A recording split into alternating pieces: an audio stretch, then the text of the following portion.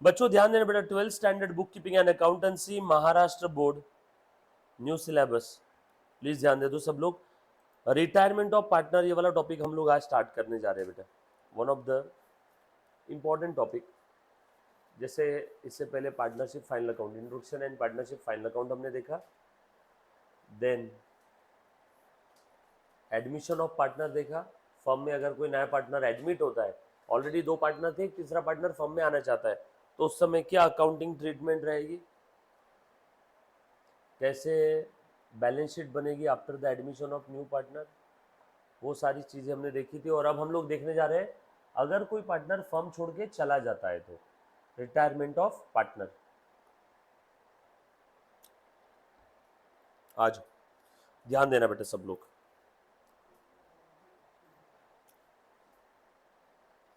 ध्यान दो मुन्ना, हेडिंग दे दो एक प्यारा सा, retirement of partner, retirement of partner.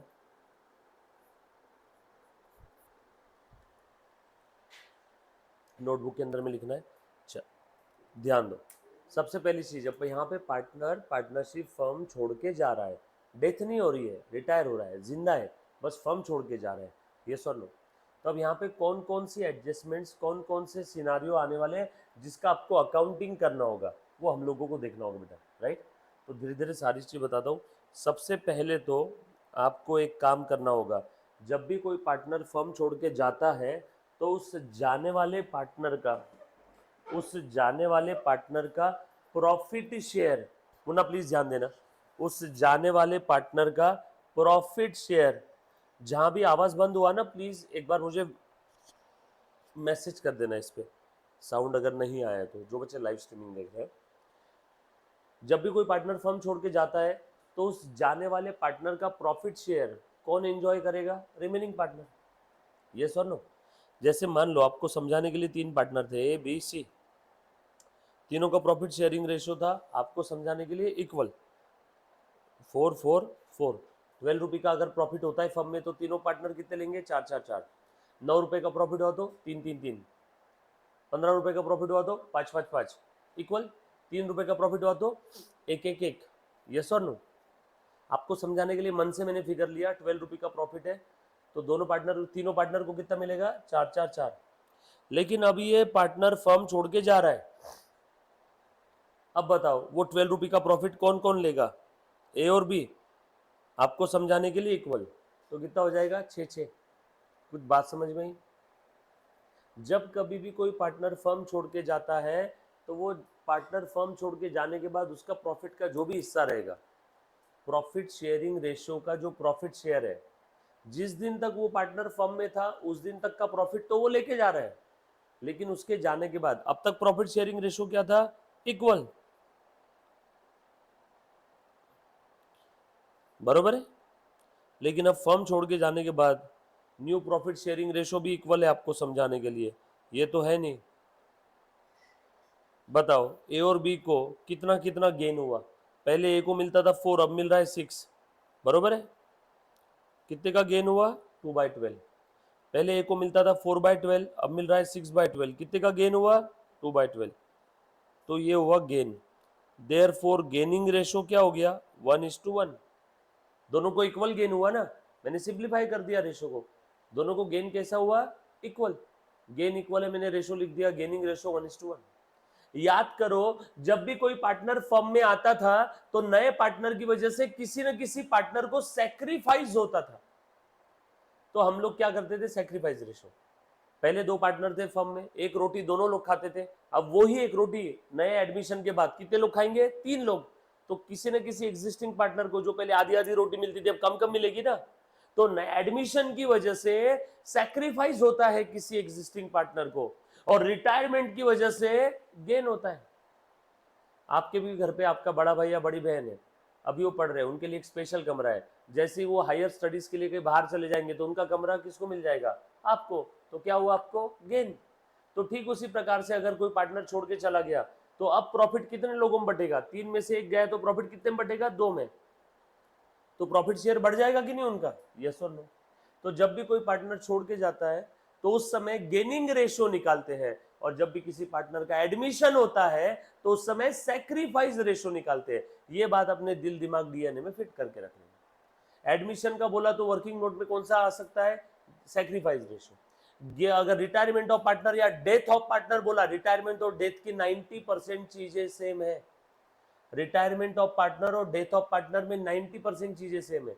एक केस में रिटायरमेंट में पार्टनर जा रहा है, डेथ में भी पार्टनर जा रहा है, दोनों भी केस में पार्टनर जा रहे हैं। सो दोनों केस में जो एडजस्टमेंट है वो 90% सेम रहेगी।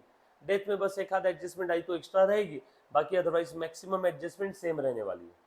इसलिए रिटायरमेंट में अच्छे से ध्यान दो तो डेथ ऑफ पार्टनर भी अपने आप समझ में आ जाएगा, राइट। सो रिटायरमेंट के समय हम लोग क्या निकालेंगे बेटा, सबसे पहले गेनिंग रेशो। अगर कोई पार्टनर फर्म छोड़ के जाता है तो उस जाने वाले पार्टनर के बाद जो भी बचा हुआ प्रॉफिट शेयर रहेगा वो रिमेनिंग पार्टनर आपस में शेयर करेंगे। तो रिमेनिंग पार्टनर को गेन होगा कि नहीं होगा, तो जिस जिस पार्टनर को गेन हुआ, जिस जिस पार्टनर को गेन हुआ वो पार्टनर जाने वाले पार्टनर को क्या देगा, गुडविल देगा।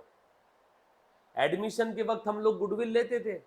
मान लो कोई तो फर्म है, 5 साल से फर्म में ए और बी दो लोग पार्टनर है, आज 5 साल बाद एक तीसरा पार्टनर फर्म में आना चाहता है सी, तो सी से हम लोग कैपिटल भी लेंगे और उसको बोलेंगे भैया गुडविल भी दे।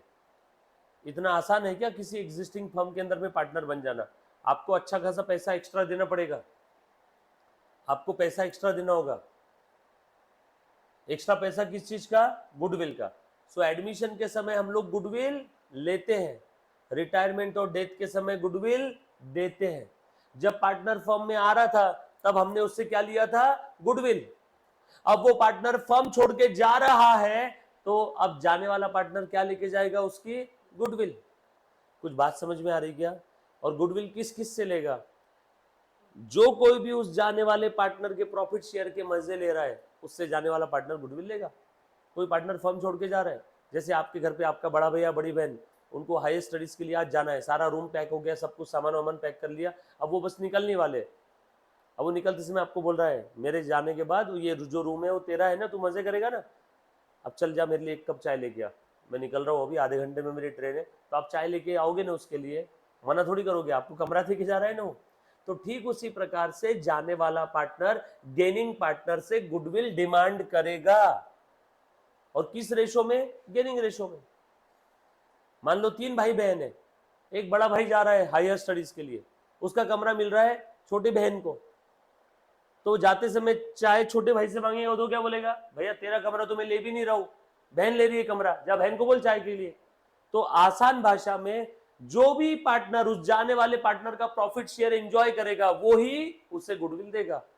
जिसने जाने वाले पार्टनर के प्रॉफिट शेयर को हाथ भी नहीं लगाया वो गुडविल देगा क्या? बड़ा सिंपल सा लॉजिक है। एडमिशन के वक्त गुडविल लेते हैं सैक्रिफाइस रेशो में, रिटायरमेंट डेथ के वक्त गुडविल देना है गेनिंग रेशो में। वन मोर टाइम, हाँ चलो एक बार फिर से बोलो। एडमिशन के वक्त गुडविल लेते हैं सैक्रिफाइस रेशो में। वो नया पार्टनर आने की वजह से एग्जिस्टिंग पार्टनर को सैक्रिफाइस करना पड़ा, तो ये सैक्रिफाइसिंग पार्टनर उस आने वाले पार्टनर से कैपिटल के अलावा एक्स्ट्रा अमाउंट लेंगे, उसको क्या बोलते हैं, गुडविल। और रिटायरमेंट के वक्त, अब कॉमन सेंस ना, एडमिशन के वक्त गुडविल लिया था तो रिटायरमेंट के वक्त जाने वाले पार्टनर को गुडविल देना पड़ेगा। सिंपल है, ये बात समझ में आ रही सभी को, पक्की बात। सो यहां पे मुझे सबसे पहला काम क्या करना पड़ेगा, मुन्ना ध्यान देना अच्छे से। सबसे पहला काम मुझे करना होगा calculation of gaining ratio, calculation of gaining ratio. सब लोग अच्छे से ध्यान देना बेटे।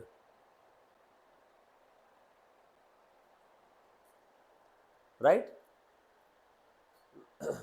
अब गेनिंग रेशो कैसे निकालेंगे बताओ, old ratio minus new ratio.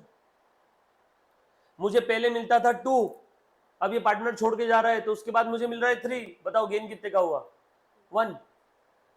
अब फॉर्मूला में पड़ जाते हैं बच्चे, काफी बार प्लस माइनस साइन में अटक के रह जाते हैं।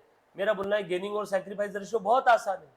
पहले के कंपैरिजन में अभी ज्यादा मिल रहा है तो गेन, पहले के कंपैरिजन में न्यू में कम मिल रहा है तो सैक्रिफाइस। मुझे पहले से ज्यादा मिल रहा है तो क्या हुआ, गेन। ओल्ड के कंपैरिजन में न्यू में कम मिल रहा है तो क्या हुआ, सैक्रिफाइस। ओल्ड के कंपैरिजन में न्यू में ज्यादा मिल रहा है तो क्या हुआ, गेन। ये बात समझ में है सभी को? तो गेनिंग रेशो निकालना है। इस गेनिंग रेशो के भरोसे क्या करेंगे मुन्ना हम लोग, बताओ जरा? Treatment of goodwill. सर क्या रहेगी गुडविल की ट्रीटमेंट? अभी लिखवा के देता हूं, लिखो।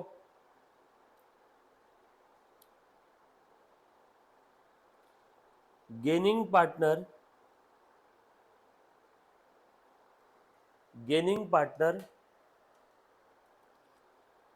will pay the amount of goodwill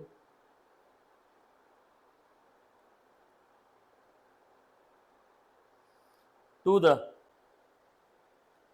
retiring partner in gaining ratio. इसीलिए हमने सबसे पहले गेनिंग रेशो निकाला, वरना मुझे थोड़ी शौक था गेनिंग रेशो सबसे पहले निकालने का। जाने वाले पार्टनर को गुडविल मिलेगा। एडमिशन के वक्त हम लोग, इनकमिंग के वक्त हम लोग क्या करते थे, नए पार्टनर से गुडविल लेते थे, राइट? चलो आगे, पक्का? उसके बाद आप ध्यान से सुनना, जब कभी भी कोई पार्टनर फर्म में आता था, याद आएगा अपना एग्जाम्पल? देखो ध्यान से सुनना बेटा, ये देखो, ये दो लड़कियां एक रूम में रह रही है, एक नई लड़की इस रूम में अब एंटर करने वाली है, पीजी बोल के। ये दो लड़कियों का रूम है, ये दोनों लड़कियां पीजी से रहती है। अब एक तीसरी लड़की आने वाली है, लैंडलॉर्ड ने बोल दिया तीसरी एक और लड़की आने वाली है, साथ में रहेगी तुम्हारे। तो तीसरी लड़की को रूम के अंदर में एंट्री देने के पहले ये लोग क्या करेंगे, ये अपना अपना सामान ये अपने वार्डरोब में रख देगी, ये इसका सामान इसके वार्डरोब में रख देगी, पूरा रूम क्लीन कर देगी। मतलब रूम के अंदर में जो भी पैसे, कॉस्मेटिक्स, इनका सोने चांदी का सामान रखा होगा, जो ये अपीयरेंस और ये एक्सेसरीज वगैरह क्या क्या रहते हैं, वो सब अपने अपने वार्डरोब में रख देंगे, पूरा रूम क्लीन। और अब उसको बोलेंगे चल भैया अंदर आ जा। अब ये रूबी रूम में आ गई, अब 3 लोग रूम में रह रहे, ठीक है? ये इसका वार्डरोब है, ध्यान से सुनो।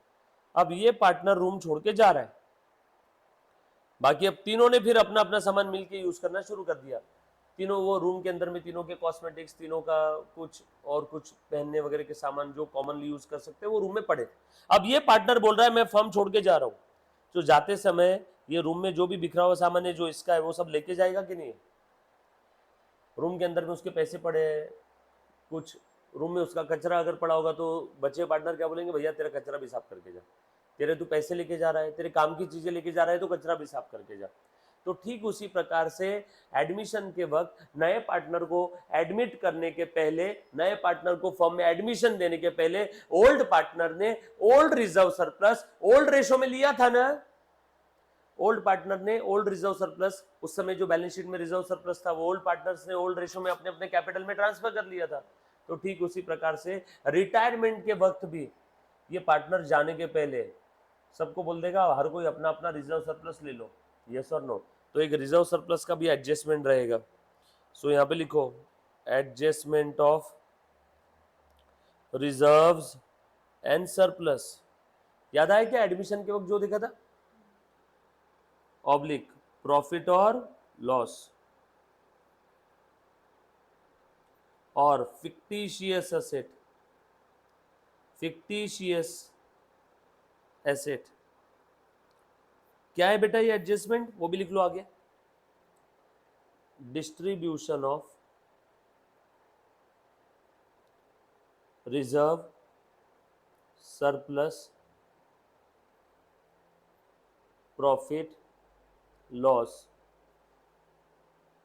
fictitious asset among the existing partner in existing ratio, among the existing partner in existing ratio।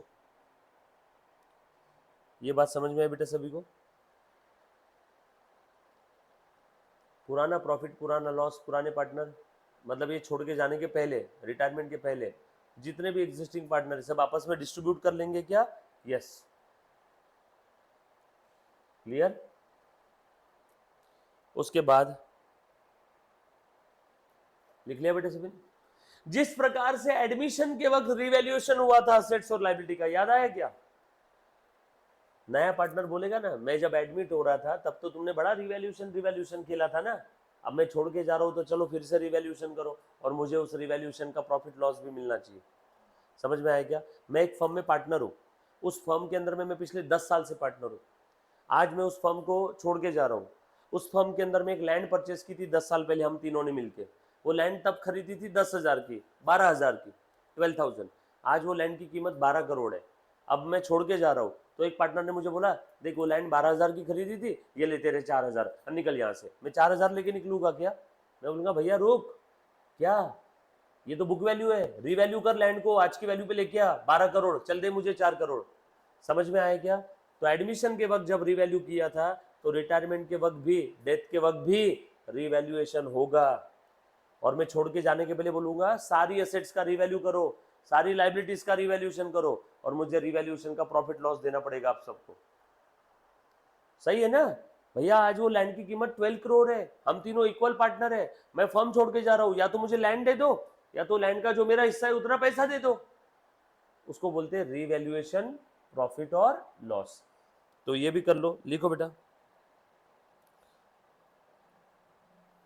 Distribution of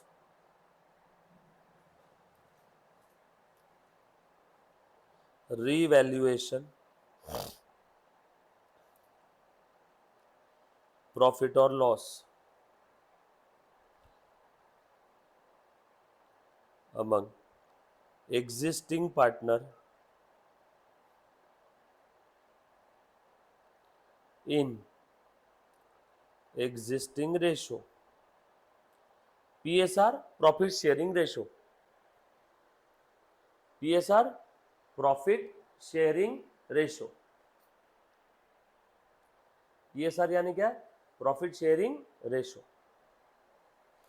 उसके बाद जिस प्रकार से एडमिशन के वक्त ऐसा बोला जाता था, नए पार्टनर के कैपिटल को बेस लेकर के सारे पार्टनर का capital new profit sharing ratio में रहेगा। याद आया क्या?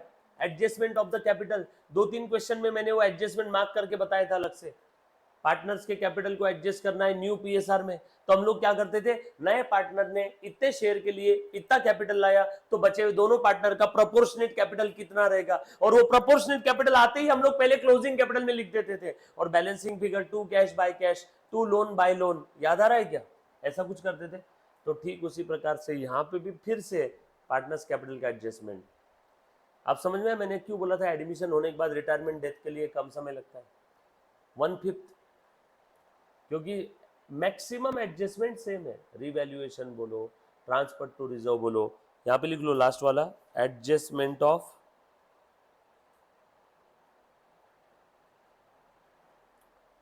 पार्टनर्स कैपिटल अकाउंट,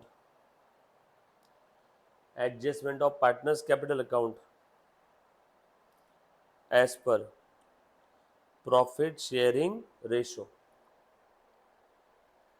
बट हाँ, किसी ने एडमिशन अगर देखा ही नहीं तो थोड़ी सी मुश्किल आ सकती है, राइट? लिखा सभी ने? चले आगे, डन? आ जाओ।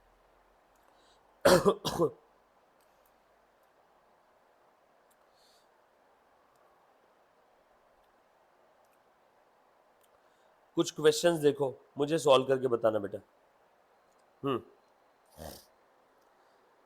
ए B C share profit and losses in the ratio 4:1। 3 partner है, उनका प्रॉफिट लॉस वो लोग शेयर कर रहे हैं in the ratio 4:2:1। If B retires what will be the new ratio? अगर बी रिटायर हो रहा है तो न्यू रेशो क्या रहेगा? ध्यान से सुनना, ए बी सी, रेशो क्या है? 4:1। इस प्रश्न में बस इतना ही बोला है, B retires, then what will be the new ratio. कुछ ऐसा बोला है, बी का शेयर रिमेनिंग पार्टनर बी छोड़ के जा रहा है, बी का प्रॉफिट शेयर कितना है बेटा? इसमें कौन रिटायर हो रहा है? बी। बी छोड़ के जा रहा है, बी का प्रॉफिट शेयर कितना है बेटा? 2। ये 2 कौन कौन पार्टनर मजे लेने वाला है बी के जाने के बाद, इसके बारे में कुछ बोला है? नो। बी का शेयर बी के जाने के बाद कौन कौन पार्टनर अपने आप में शेयर करने वाला है, इसके बारे में कुछ बोला है? No.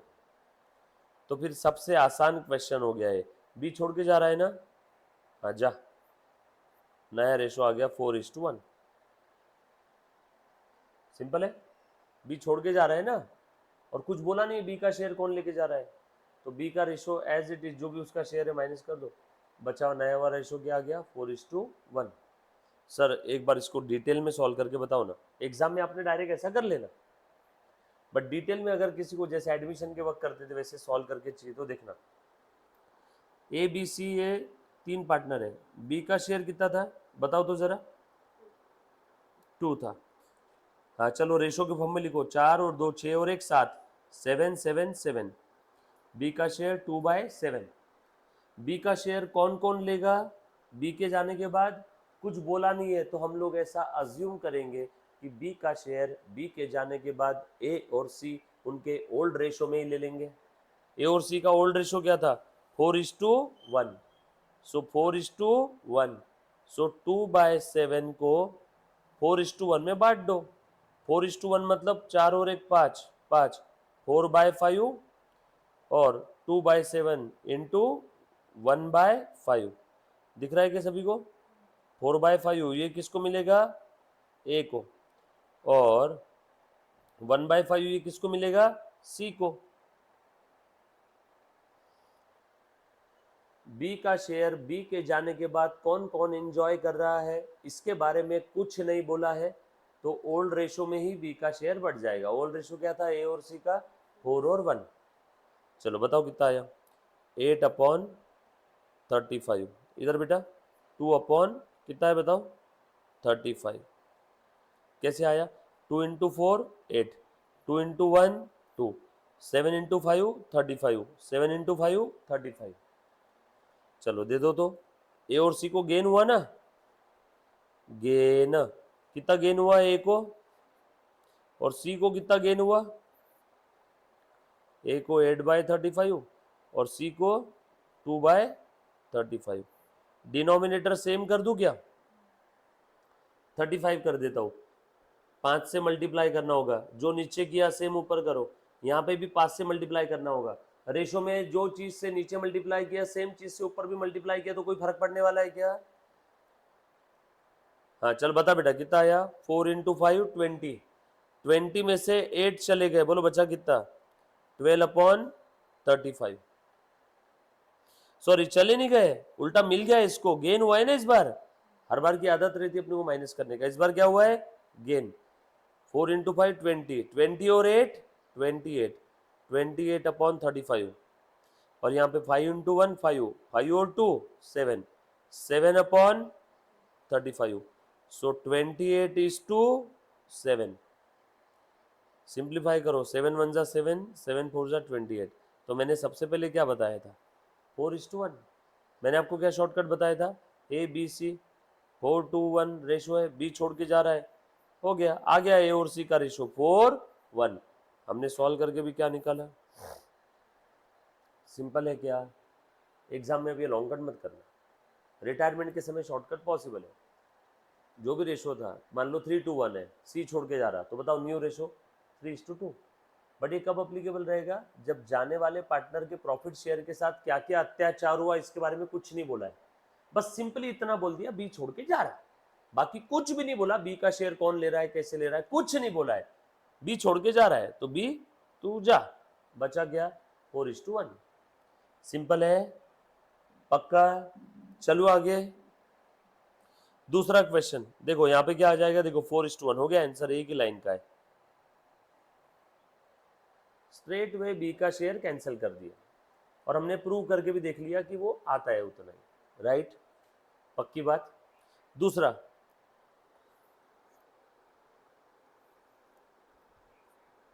XYZ share the profit and losses equally. XYZ shares the profit losses equally. Z retires and his share is acquired by X and Y. अच्छा, इस बार सिंपल वर्ड में नहीं बोला कि बस Z रिटायर हो गया, अगर सिर्फ इतना बोला रहता जेड रिटायर, आगे का कुछ होता ही नहीं, तो रेशो क्या आता बताओ तो? तीनों का रेशो इक्वल है ना, एक्स वाई जेड, और बस इतना ही बोला रहता जेड रिटायर, तो रेशो क्या आ जाता? न्यू। बट आगे और क्या बोला इस बार देखना जरा, आगे बोला है Z retires and his share is acquired by X and Y in the ratio 3:1। ओ हो, देखो क्या हुआ है, Z रिटायर हो गया, Z का रेशो कितना है बेटा बताओ तो? 1:1:1:3, ये ओल्ड रेशो, Z का रेशो 1/3, और ये Z का रेशो कौन कौन ले रहा है? X और Y, कौन से रेशो में है? 3:1 के रेशो में। सो 3/4 1/4, तीनों रेख की टोटल 4 ना, 3:1 मीन्स 3/4 1/4। चलो कौन कौन ले रहा है? एक्स और वाई। सो एक्स को कितना मिला बेटा बताना? 1/3 इंटू 3/4। अरे बाबा 1/3 को इस रेशो में बांटना है, जो भी फिगर को जिस रेशो में बांटना है वो फिगर मल्टीप्लाइड बाय रेशो कर लेते कि नहीं हम लोग? 1/3 इंटू 3/4, फिर से 1/3 इंटू 1/4, बताओ कितना आया? 3/12, 1/12। तो x को कितना मिला? 3/12। y को कितना मिला? 1/12। गेन हुआ ना, 3/12 1/12, आ गया न्यू रेशो। चलो दो रेशो की टोटल करना है, x को पहले मिलता था 1/3, x को और कितना मिल रहा है? 3/12, तो 1/3 plus 3/12 is equal to 1/3 plus 1/12 is equal to, निकालना पड़ेगा। चलो अभी निकाल लेते हैं, इजी एकदम। डिनोमीटर सेम कर लूँ क्या? 12 कर लिया। सो पहले मिलता था 4/12, उसमें 3 और ऐड हो गया तो 7/12। पहले मिलता था 4/12, अब 1 और ऐड कर दिया तो कितना हो गया? So therefore new ratio कितना हो गया? हाँ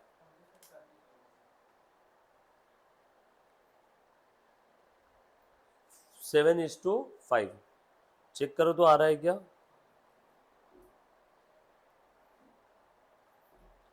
ठीक है, ये लिख लो, लिखो बेटा फटाफट से।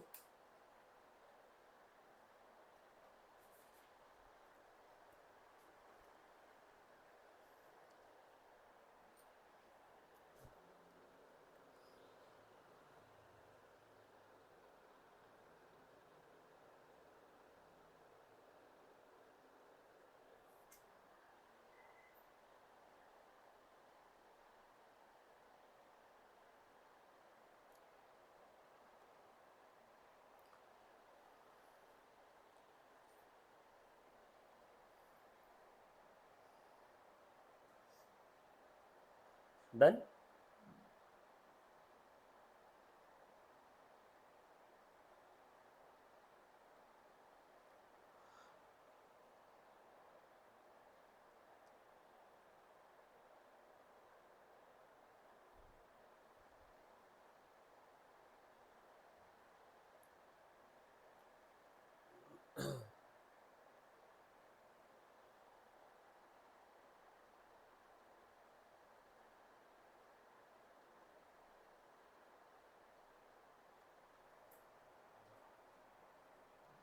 All set.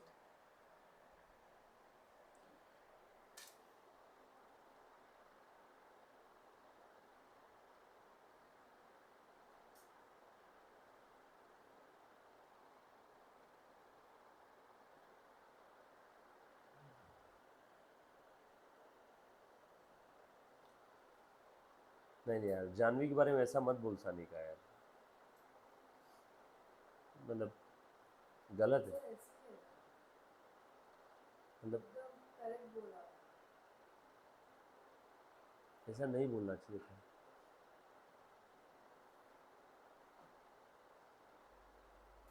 सॉरी है, वो सही बोली थी।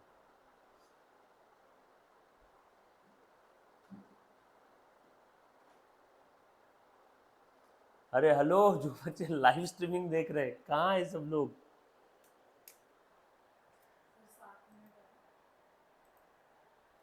चल आ जाओ, इलिस्ट्रेशन नंबर 1 सॉल्व करके बताओ। A, B, C are sharing profit and losses in the ratio 4:3. B retires and A and C share the future profit equally। भाई साहब, इस बार तो न्यू रेशो दे दिया, ओल्ड दे दिया, तो पूछा क्या? Calculate gain ratio. पिछले दोनों क्वेश्चन में आपने क्या निकाला था बच्चों? New ratio. पिछले दोनों क्वेश्चन में आपने क्या निकाला था? New ratio. इस बार क्या पूछा है? बोलो बेटा, इस बार क्या पूछा है हम लोगों को? Gain ratio. बहुत आसान है, चलो लिखो पहले। ओल्ड रेशो क्या है? A B C. Old ratio क्या है बेटा? 4:3:2। 4:3:7:2 9 9 9 9। और न्यू रेशो भी दिया है क्या? न्यू रेशो में क्या दिया है बेटा बताओ? बी रिटायर हो गया तो बी के नीचे डैश करना। बच्चे गलती से आखिरी वाले के नीचे डैश कर देते हैं। और बच्चे दोनों इक्वली ले रहे क्या? B retires and A and C share the future profit equally. A और सी बी के जाने के बाद फ्यूचर प्रॉफिट इक्वली शेयर कर रहे हैं, मतलब वो फ्यूचर प्रॉफिट मतलब न्यू रेशो की बात चल रही है। बी के जाने के बाद ए और सी का रेशो क्या है? वो न्यू रेशो है। वो कैसा है? इक्वल। इक्वल यानी 1 और 1, 1 और 1 की टोटल 2 2। ओल्ड रेशो पता है, न्यू पता है। चलो मुझे बताओ तो गेन किसको कितना हुआ? मुन्ना देख जरा, डिनोमीटर सेम कर दो क्या? दोनों का डिनोमीटर क्या सेम करेंगे ताकि डेसिमल पॉइंट ना आए कहीं पे भी? बताओ, दोनों का डिनोमीटर 9 हो सकता है क्या? 9 है ना यहाँ पे? नहीं, 9 तो हो नहीं सकता क्योंकि 9 को 2 से डिवाइड नहीं कर सकते। बोल बेटा। Very good, 18। 10 हो सकता है क्या? नो। 10 को 2 से तो डिवाइड कर लूंगा बट 9 से नहीं होगा। 11 होगा क्या? नो। 12 नो। तो 18 सबसे बेस्ट है। 13 नहीं, 14 नहीं। 13 14 2 से डिवाइड हो जाएगा बट 9 से डिवाइड नहीं होगा। तो ऐसी कोई नंबर जिसको 9 और 2 दोनों से डिवाइड कर सके, नियरेस्ट नंबर चाहिए सिंपलेस्ट फॉर्म के लिए। तो 18 कर दूं दोनों का डिनोमिनेटर? जानवी ने बोली नेटवर्क लैग कर रहा है, इसीलिए सानिका तुझे समझा रही थी कल कि जानवी बेटा नेटवर्क लैग होता है तो तू फेस टू फेस आ। बट क्या इसकी तबीयत खराब है क्या आज? बारिश के कारण ही है शायद। वो ही कारण था नेटवर्क का और तेरा दोनों का सेम कारण है। तू आई नहीं क्योंकि किसके? मेरे। सानिका ने कुछ नहीं बोला ऐसा। सानिका मेरे को बोलने बोली।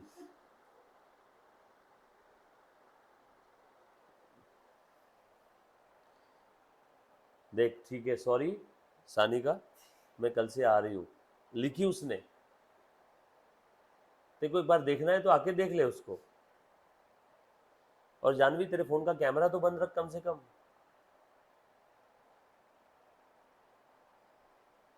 हाँ, मजाक कर रहा था। मैं कोई बच्चों को देख नहीं सकता हूँ जबरदस्ती, और नहीं तो बोलोगे किसने क्या।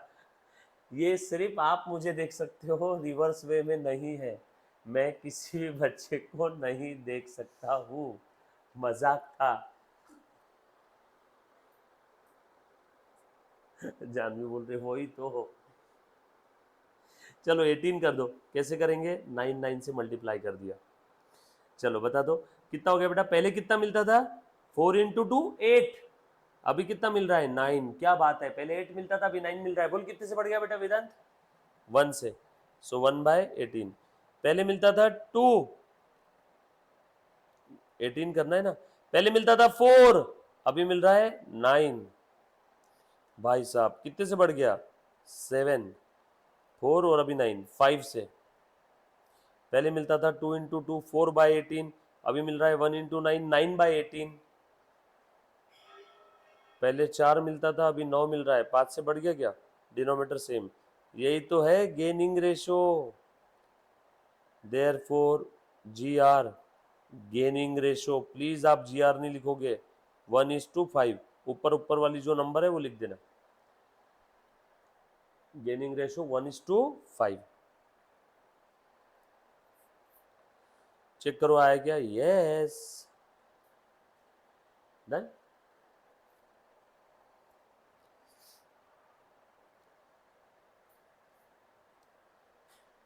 चल, उसके बाद लास्ट क्वेश्चन आज का, X Y Z are sharing profit and losses in the ratio 4:3. Z retires, the new ratio of the X and Y is 3:2. Calculate the gaining ratio. ये लिख लिया क्या सभी ने पहले वाला? पुनः लिखा बेटा सभी ने? लिखो।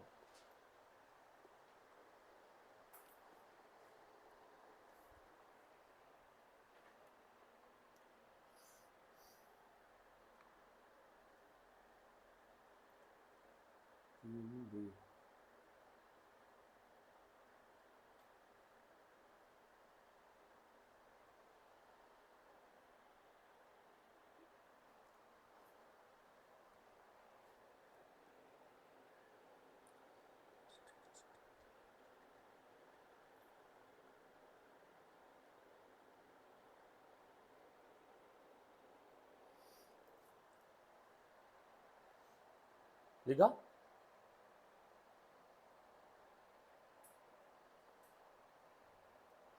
हाँ, एक्स और वाई का पहले का रेशियो क्या था बता दो? Old ratio X Y and Z 4:3:2, 4 3 7 और 2 9, 9 9 9। न्यू रेशियो कैसा है? 3:2। कौन रिटायर हुआ है बेटा? जेड। 3 और 2 5 5।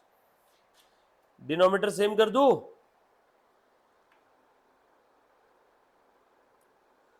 क्या करो बेटा, डिनोमीटर सेम दोनों का? नियरेस्ट नंबर क्या कर सकते बताओ? 9 नो, 10 10 को 5 से डिवाइड कर सकते बट 9 से नहीं। 10 11 12 13 14 15 आगे जाते जाओ, कोई नहीं मिल रहा है, तो नियरेस्ट नंबर क्या मिला? 45। 9 इंटू 5, ऊपर नीचे 5 से मल्टीप्लाई, और यहाँ 45 करने के लिए 9 से मल्टीप्लाई। चलो बेटा बताओ फिर, पहले मिलता था 4 इंटू 5 20, 9 इंटू 5 45, अभी मिल रहा है 3 इंटू 9 27, और 5 इंटू 9 45। पहले मिलता था 20, अब मिल रहा है 27। 7/45 का गेन हुआ। फिर से देख, पहले मिलता था 20, अभी मिल रहा है 27। 7/45 का गेन हुआ है क्या? पहले मिलता था 3 इंटू 5 15, अभी मिल रहा है 18। 3/45 का गेन हुआ क्या? Therefore gaining ratio done, all set, पक्का? लिख लो फटाफट से, देन उसके बाद हम लोग स्टार्ट करेंगे OCM। Done done.